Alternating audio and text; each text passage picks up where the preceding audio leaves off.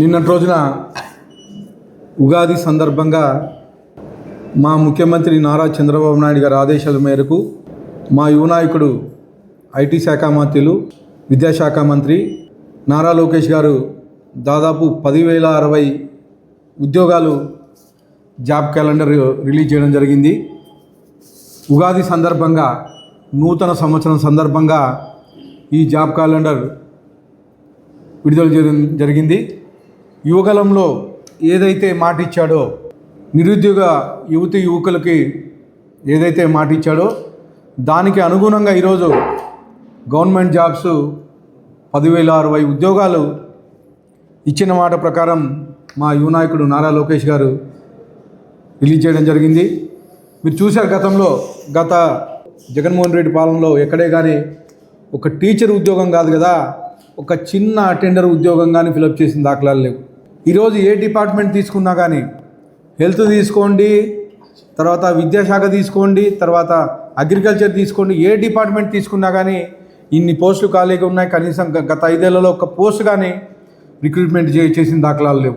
ఏ డిపార్ట్మెంట్కి వెళ్ళినా కానీ ప్రతి డిపార్ట్మెంట్లోనూ పెండింగ్ ఉన్నాయి. మాకు స్టాఫ్ తక్కువ ఉన్నారు.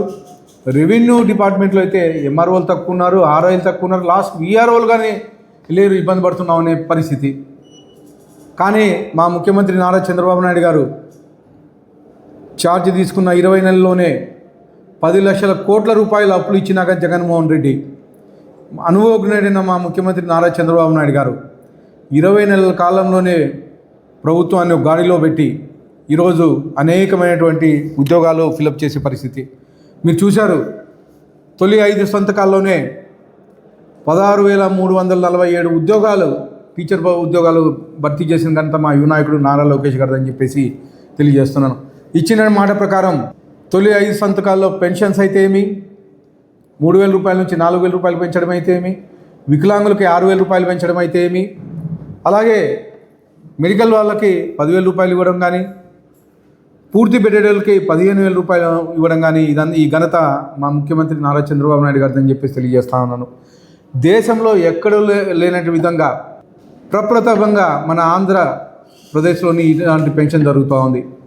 ఇవే కాకుండా ఇండస్ట్రీస్ ప్రైవేటు దాదాపు 20 నెలల కాలంలోనే 6,26,347 ఉద్యోగాలు ఇప్పటివరకు 20 నెలల్లో ఫిలప్ చేయడం జరిగింది. ఏదైతే మేము సూపర్ 6లో భాగంగా 5 ఏళ్లలో 20 లక్షల ఉద్యోగాలు ఇస్తామని చెప్పామో దాని దిశగా ఈరోజు మా యువ నాయకుడు నారా లోకేష్ గారు ముందుకెళ్తా ఉన్నారు. అనేకమైనటువంటి పెట్టుబడులు తీసుకొచ్చి ప్రైవేటు సెక్టార్ నుంచి ప్రపంచవ్యాప్తంగా తిరిగి ఈరోజు దావోస్లో అయితే ఏమి, అలాగే సిఐఐ మీటింగ్స్ అయితే అరేంజ్ చేసి దాదాపు 23 లక్షల కోట్ల పెట్టుబడులు ఈరోజు ఒక ఆంధ్రప్రదేశ్కి ఆకర్షించడం జరిగింది. ఈ పెట్టుబడులన్నీ సక్రమంగా పెడితే దాదాపు 25 లక్షల ఉద్యోగాలు వచ్చే పరిస్థితి ప్రైవేట్ సెక్టార్లో మీరు చూశారు. ప్రపంచ వ్యాప్తంగా ఉన్న గూగుల్ నంబర్ 1 ప్లేస్లో ఉన్న గూగుల్ ఇండస్ట్రీని ఈరోజు విశాఖపట్నం తీసుకొచ్చారు. గూగుల్ దాదాపు 1,00,000 కోట్లకు పైగా పెట్టుబడులు పెట్టి కంపెనీని తీసుకొచ్చే పరిస్థితి ఈరోజు విశాఖపట్నంలో జరుగుతూ ఉంది. గూగుల్కి అనుబంధంగా అనేక సంస్థలు వస్తున్నాయి. అవే కాకోకుండా ఫార్మా హబ్ తీసుకొచ్చారు నక్కపల్లి దగ్గర. ఫార్మా హబ్లో కానీ 1,000 కోట్ల పెట్టుబడులు ఈరోజు వచ్చే పరిస్థితి. అలాగే కర్నూలులో డ్రోన్ ఇండస్ట్రీ తీసుకొచ్చారు. డ్రోన్ సెక్టార్ మొత్తం కర్నూలు దగ్గర ఓరుకల్లో తీసుకొచ్చి ఈరోజు డ్రోన్ సెక్టార్ మొత్తం రాయలసీమలో డెవలప్ చేసే విధంగా చేస్తున్నారు. అలాగే రాయలసీమని హార్టికల్చర్ హబ్గా తీసుకొచ్చేసి ఫ్రూట్స్ హార్టికల్చర్కి సంబంధించిన ఆధారిత పరిశ్రమలు ఏవైతే ఉన్నాయో అవన్నీ ఈరోజు రాయలసీమకి తీసుకొచ్చే పరిస్థితి. దానికోసం రాయలసీమకి ప్రత్యేకంగా హార్టికల్చర్ కోసం ఈ సంవత్సరం 30,000 కోట్ల రూపాయలు బడ్జెట్లో పెట్టే పరిస్థితి ఈరోజు. ఇవే కాకుండా గత జగన్మోహన్ రెడ్డి ప్రభుత్వంలో ఎక్కడే కానీ ఒక డ్రిప్ కట్ కానీ ఇవ్వలేదు. కానీ మా ముఖ్యమంత్రి నారా చంద్రబాబు నాయుడు గారు వచ్చిన తర్వాత ప్రతి ఒక్క రైతు బాగుపడాలనే ఉద్దేశంతో 90% సబ్సిడీతో 10% రైతు కడితే 90% సబ్సిడీ ఈరోజు గవర్నమెంట్ ఇచ్చే పరిస్థితి. ఇలాంటి రైతు ఆధారిత పరిశ్రమలు కానీ ఈరోజు రాయలసీమలో తీసుకొస్తున్నారు. ఇవే కాకోకుండా రాయలసీమలో సోలార్కు సంబంధించినవి అయితే ఏమి, అలాగైతే విండ్ మిల్కి సంబంధించినవి అయితే ఏమి, ఆటోమొబైల్కి సంబంధించిన అయితే ఇండస్ట్రీస్ అయితే ఏమి, ఈరోజు అనేకమైనటువంటి ఇండస్ట్రీస్ తీసుకొచ్చి రాయలసీమ నుంచి వలసలు పోకుండా ఆపే పరిస్థితి కల్పించారు మా ముఖ్యమంత్రి నారా చంద్రబాబు నాయుడు గారు.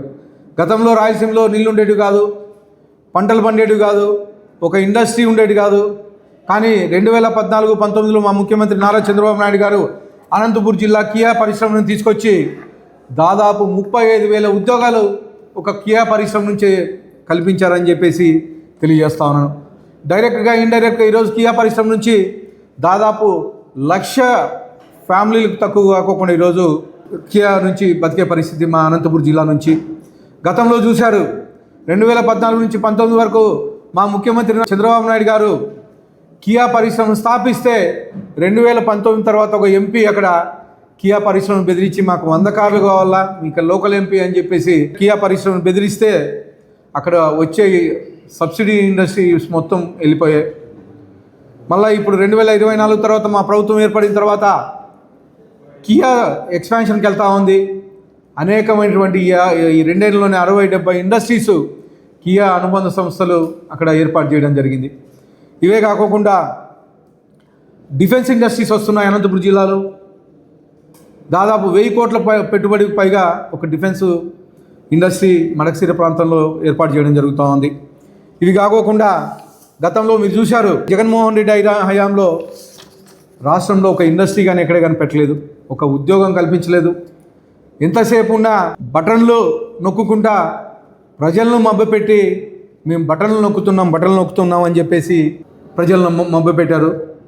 ఈరోజు ప్రైవేట్ సెక్టార్లో ఈ 20 నెలల కాలంలోనే దాదాపు ఎంఎస్ఎంఈల నుంచి 2,48,906 ఉద్యోగాలు ఎంఎస్ఎంఈ సెక్టార్ నుంచి వస్తే, అలాగే జాబ్ ఫేర్ అయితేమి స్కిల్ డెవలప్మెంట్ ద్వారా 1,46,627 ఉద్యోగాలు, అలాగే పరిశ్రమల రంగం ద్వారా 95,174 ఉద్యోగాలు, అలాగే ఫుడ్ ప్రాసెసింగ్ ఇండస్ట్రీలో 64,935 ఉద్యోగాలు, ఐటీ అండ్ ఎలక్ట్రానిక్స్ దీంట్లో 13,865 ఉద్యోగాలు, పర్యాటక రంగం నుంచి 5,028 ఉద్యోగాలు ఈరోజు ప్రైవేట్ సెక్టర్ నుంచి రావడం జరిగింది. ఇవే కాకుండా గవర్నమెంట్ నుంచి డిఐసి ద్వారా 16,347 ఉద్యోగాలు ఫిలప్ చేస్తే దాదాపు పోలీస్ కానిస్టేబుల్స్వి 7,000 చిల్లర ఉద్యోగాలు పోలీస్ కానిస్టేబుల్స్ రిక్రూట్మెంట్ చేయడం జరిగింది. మొత్తంగా ఈ 20 నెలల కాలంలోనే గవర్నమెంట్ తరపు నుంచి 30,607 ఉద్యోగాలు ఈరోజు గవర్నమెంట్ ఉద్యోగాలు ఫిలప్ చేసే పరిస్థితి. మొత్తం ఇప్పటి వరకు దాదాపు ప్రైవేట్ సెక్టర్ అయితేమి గవర్నమెంట్ సెక్టర్ అయితేమి దాదాపు 7.5 లక్షల ఉద్యోగాలు ఇప్పటి వరకు మేము కల్పించాం.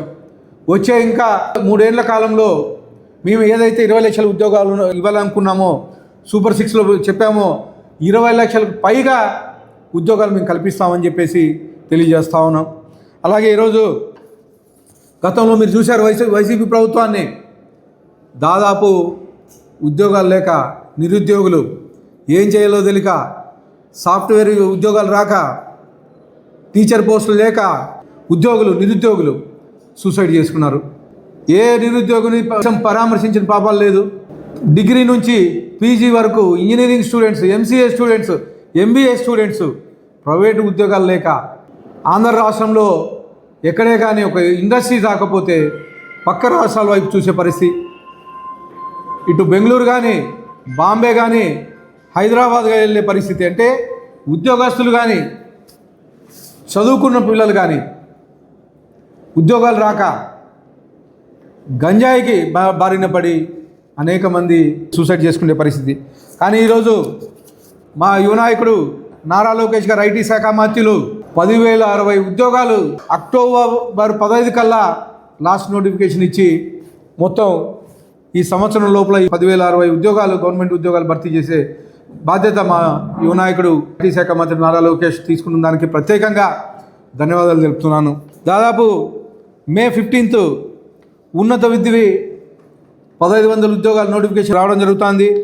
ఆగస్టు 15, 2026కి గ్రూప్ 1 అయితేమి, హోంశాఖ అయితేమి, ఇతర శాఖలకి దాదాపు 3200 ఉద్యోగాలు రిలీజ్ చేయడం జరుగుతుంది. సెప్టెంబర్ 15కి గ్రూప్ 2 750 ఉద్యోగాలు, ఇంజనీరింగ్ నుంచి 503 ఉద్యోగాలు, ఇతర శాఖల నుంచి 506 ఉద్యోగాలు నోటిఫికేషన్ రావడం జరుగుతుంది.